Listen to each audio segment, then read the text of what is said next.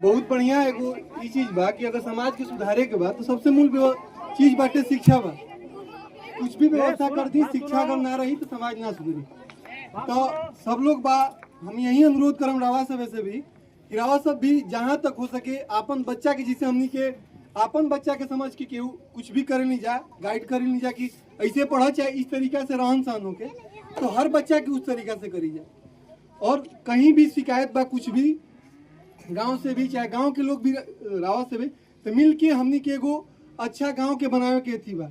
सबसे अनुरोध बा गांव में मिल के कि हम लोग एकजुटता से रही जा। अपना हर बच्चा के, कोई भी मोहल्ला के बच्चा रहे, किसी का भी बच्चा रहे, अगर गलती करता तो ऊपर हमनी के डांटी जा। और अगला गार्जियन के भी दायित्व रहे कि इस बात के अपना इशू मत बनावे कि हमारा बच्चा के कोई काहे डांट दिलक। पहले हमनी के छोट रही जा तो केहू मार देते रहे तो घरे जाके ना कहीं जा कि पापा और मरी है कि मरले हनु तो गलती गिले बड़े। अब स्थिति हो गई बा हर गांव में, हम देखा तनी कि डांट दिला पे पहले पापे जाता रहे थी करे, केहू के भी व्यक्ति विशेष के हम देखी कहत मने एगो ऐसे हो गई बा कि काहे हमारा लड़का के मरला हो। तो ये चीज तनी हमनी के सुधार करे के बा। और रावा सबसे टीचर बानी, रावा सबके तो महत्वपूर्ण भूमिका बा समाज निर्माण में।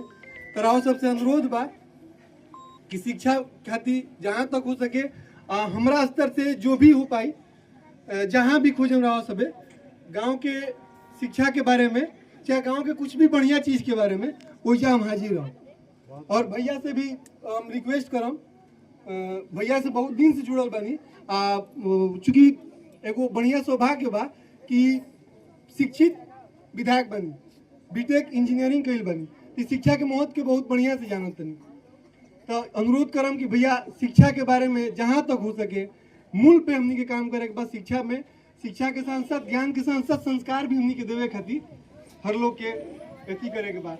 और भैया से अनुरोध करम, हमारे माननीय विधायक शाहपुर से, कि भैया भी कुछ कहीं तो सब बच्चन के बारे में और हमारे गांव के बारे में, विधानसभा के बारे में। बहुत बहुत धन्यवाद विशेष रूप से शिवम जी के, इतना बढ़िया कार्यक्रम का आयोजन इतना शॉर्ट नोटिस पर कहीं नहीं। हमरा तो सुबह में पता चला कि कार्यक्रम बा, हम चूँकि क्षेत्र में आवे के प्रोग्राम रहा तो में जोड़ देने का चलते एगो मीटिंग रहा, छूट भी गई ना। लेकिन क्षेत्र के प्राथमिकता हमेशा से रहल बा, आगे भी रही। पहले क्षेत्र बा और बादे कुछ बा।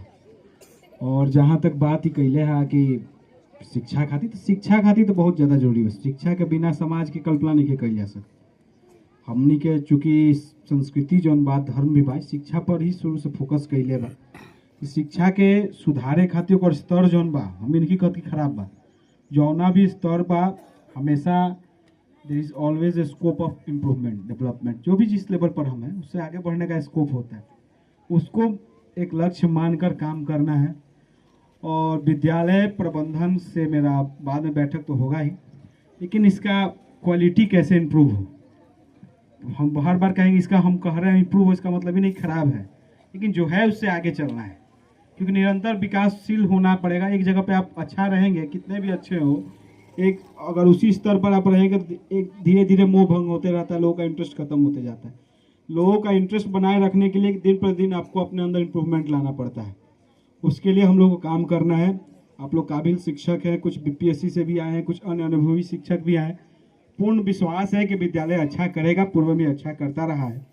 और जैसा कि शिवम जी बोले, गांव के गार्जियन से भी अनुरोध बा कि अगर कोनो शिक्षक और बच्चा के डांटा तारे बोला तारे तो ओकरा बेहतरी खातिर बोला तारे, ओकरा भलाई खातिर बोला तारे, में तनिको मुहाए के नहीं खे।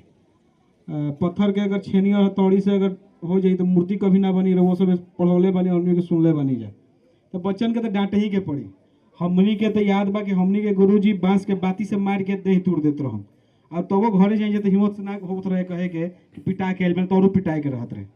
उस समाज है, समाज की खूबसूरती रहे और आउटपुट भी बढ़िया होत रहे। जौन बच्चा जो ना एज में बाड़े सो बहुत अपन हित अहित नहीं को सोच सकत, और उन्हीं का पता बा मन अभी ना पढ़ला के परिणाम आगे का हुई।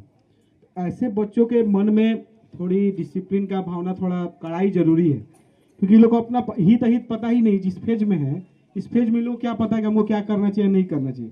लेकिन अगर कोई बच्चा सिर्फ समझाने मात्र से समझ जाता है तो ठीक है, नहीं समझता तो उसके साथ भी सख्ती भी करना है। सख्ती इन द सेंस कि उसको हम खाली राइट ट्रैक पर ले आने के लिए जितना सख्ती है जरूरी है वो करें। और माता पिता को बिफोर हैंड, जैसे कोई बच्चा बदमाशी करता है तो एक बार कम से कम आप लोग फ़ोन करके हर एक बच्चे के माता पिता का आप लोग नंबर रखिए जिनसे संपर्क हो जाए। कोई बच्चा गड़बड़ी करता है, बदमाशी करता है, क्या अगर छोटा छोटा उम्र है, कोई बड़ा गलती तो ये लोग करेगा नहीं, छोटा छोटा रहता है, थोड़ा नहीं सुनना आना, बात करना, किसी को छुट्टी काट देना, यही सब ना बच्चा की उम्र में सब झगड़ा होता है, एक दूसरे कंप्लेन करते हैं। इसके लेकिन प्रॉपर सूचना एक माता पिता को भी जाए। आप लोग अपने स्तर पर इसको अपने प्रैक्टिस में लाइए और उम्मीद है कि बेहतर शिक्षा का परिणाम इस विद्यालय से निकलेगा। इस विद्यालय के विकास के लिए, इस क्षेत्र के विकास के लिए भी और भी जो भी चीज़ें हैं उसको हम ध्यान दे रहे हैं। आने वाले समय में हर एक चीज़ को यहाँ पर व्यवस्थित कर लिया जाए। और साधन संसाधन का अगर कोई कमी है विद्यालय के पास वो बताइए, आप अभी भी बता सकते हैं, उसका कोई कमी में कोई बहाना नहीं किया। जो भी जरूरत होगा, शिक्षक कमी है तो शिक्षकों को और बुलाया जाएगा, इंफ्रास्ट्रक्चर में कोई दिक्कत है उसको व्यवस्थित किया जाएगा। इसके अलावा भी अगर आपको हमारे तरफ से भी कुछ सहयोग होगा उसके लिए हम रहेंगे। लेकिन बच्चों को बेहतर शिक्षा देना है, उनके उज्जवल भविष्य के लिए हम लोग को संकल्प लेना है और उम्मीद है कि ये काम होगा। इतना कह के वाणी को विराम देंगे। साथ ही जितना अभिभावक लोग बालक सबके प्रणाम करता नहीं और वो सबके विशेष रूप से आभार बा। जब गांव घर के लोग मिल के कोनो कार्यक्रम का आयोजन होला करेला तो आयोजन के महत्वता अपने आप बढ़ जाए। तो सब लोग के धन्यवाद बा, आभार बा। अभी 27 तक हमार विधानसभा के सत्र चले वाला बा। क्षेत्र के जुड़ल बहुत सारा मुद्दा रखले बनी और कुछ रखे के भी बा। ओकरा बाद से फिर पुनः जो गांव गांव भ्रमण वाला कार्यक्रम बहुत चली, ओकरा में हमनी के हर एक गांव में जाइब जा और सबसे आशीर्वाद ले जा। अपने कहा के वाणी के विराम देता नहीं, पुनः सबके प्रणाम करता नहीं। बहुत बहुत धन्यवाद।